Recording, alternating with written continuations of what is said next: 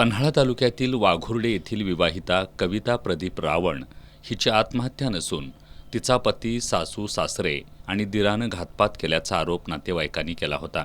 दरम्यान आज रक्षा विसर्जनावेळी कविताच्या नातेवाईकांनी कविताच्या सासरच्या दारात पती प्रदीप याला जाब विचारला।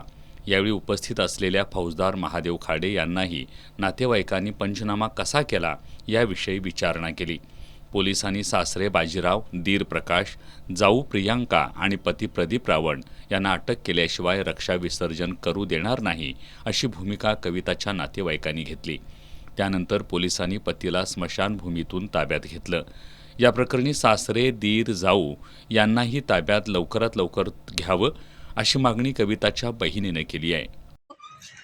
प्रदीप रावण याला कठोरात कठोर शिक्षा व्हावी आणि ह्याच्या सहमतीने ह्या तिघांना पण व्हावी। ह्याने ती ह्या चौघांनी मिळून केले।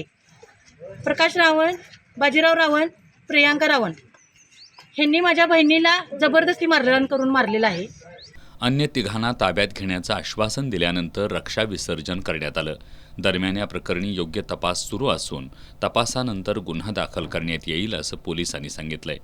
आकस्मिक मृत्यू प्रकरण दाखल झालेलं आहे। त्यातील कविता प्रदीप रावण यांच्यावरती काल पीएम झालेला आहे आणि त्यानंतर तपास सुरू आहे। त्यांच्या नातेवाईकांचे स्टेटमेंट नोंदवलेले आहेत। त्याचबरोबर आता मुलीच्या सासरची मंडळींच्याकडे नवऱ्याला आम्ही ताब्यात घेऊन त्याच्याकडेही चौकशी करत आहोत आणि त्याचे सासरे, भाऊ या सगळ्यांच्याकडे चौकशी करून चौकशीत तिचा घातपात झाला आहे किंवा तिनं आत्महत्या केलेली आहे हे निष्पन्न झाल्यानंतर आम्ही तात्काळ गुन्हा दाखल करून पुढची कारवाई करणार आहोत। दरम्यान रक्षा विसर्जनावेळी वाद होण्याची शक्यता लक्षात घेऊन कळे पोलिसांनी बंदोबस्त ठेवला होता।